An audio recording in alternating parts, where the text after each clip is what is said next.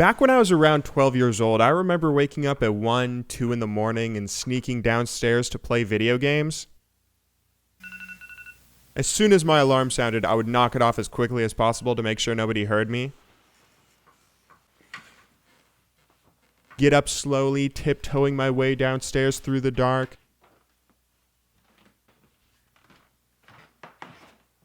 And of course, because there was only one thing I was interested in doing that half-decade of my life, I would immediately log on to my favorite game.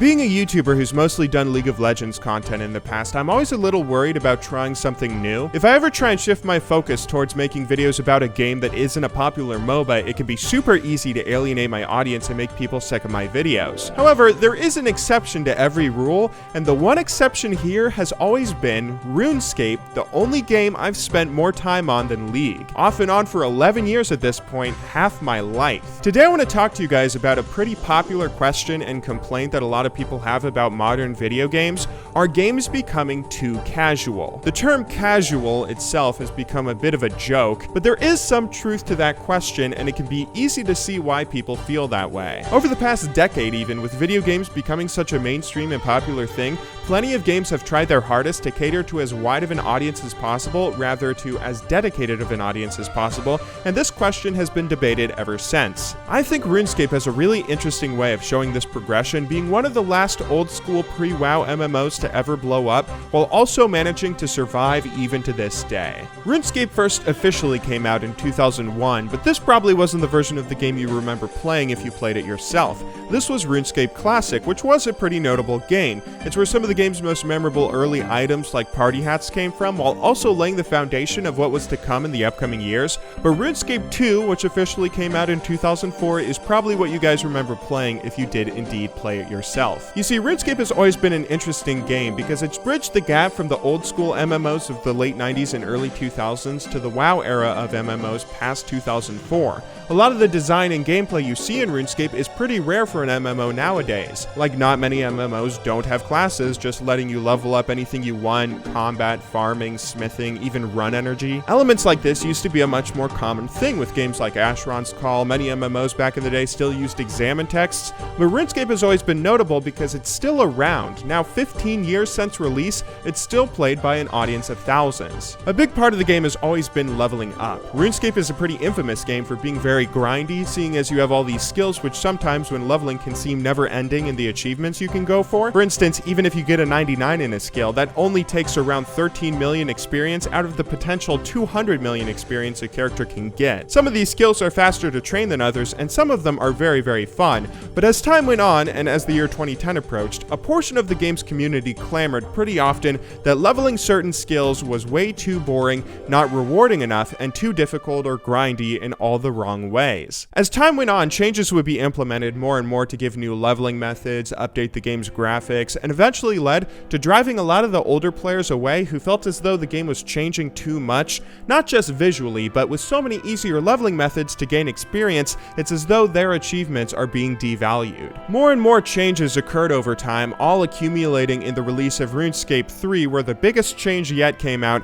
the evolution of combat, or EOC, which took away the game's simplistic combat, making it much more like most other popular MMOs. In February of 2013, though, Jagex would release Old School Legacy servers, a version of RuneScape built on the source code of the game as it was in 2007. Ever since then, thousands of players from the past, like myself, have come back to play the game on a daily basis, but ever since the introduction of these legacy servers, there's also been a little bit of hatred between these two communities, Old School RuneScape versus RuneScape 3. RuneScape 3 players obviously think their version of the game is better, that's why they stick with it, while many old school players had quit the game long ago and only came back after the game's creators reverted every change they made for the past 6 years. But mainly, this little beef comes from a pretty big complaint that the old school fans have who didn't like the direction RuneScape went, where they said RuneScape 3 became way too casual, and to be honest, they kind of had a point. Someone on Reddit did the math. You can max nearly 5 accounts in RuneScape 3 by the time you max a single account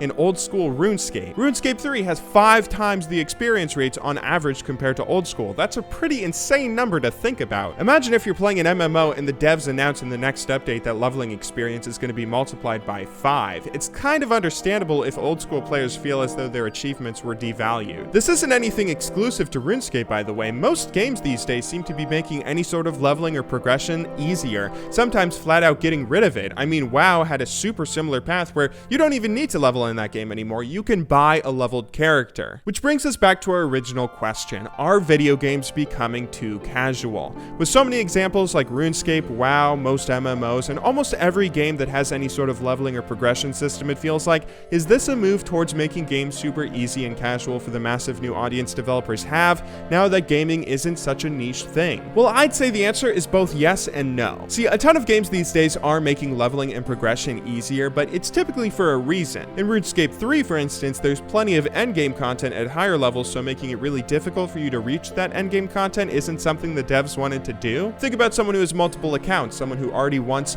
to just skip everything and get to the PvP and get to the raiding or whatever it is they're interested in doing, and most games seem to be following a similar philosophy. Leveling really isn't meant to be a focus on most modern games these days, unfortunately, if you ask me. Leveling is just there because it's always been there. It's a way to keep people playing, giving incremental rewards, and a way to lock away part of the game behind a not too hard to break down barrier. The game really starts when you reach higher levels, when you hit max, when you ding level 30 in League of Legends and have everything unlocked. Leveling systems just aren't about accomplishing anything anymore. Nowadays, things seem to be so much more about the destination rather than the journey. The thing I like so much about old school RuneScape is the journey is more important than the destination, and it's a journey that feels like it's never going to end with how much there is to do and how difficult and satisfying it will be to get it all done. It feels like you could spend a lifetime on this game trying to accomplish everything there is to go for, and another lifetime showing off every achievement to your friends and the community. Maybe this is just something that's inevitably going to happen when you have a huge influx of people picking up games for the first time and plenty of companies wanting them to just be able to sit down for 30 minutes or an hour and have fun. But I hope there's always going to be something around like RuneScape that rewards dedication for people who love chasing impossible achievements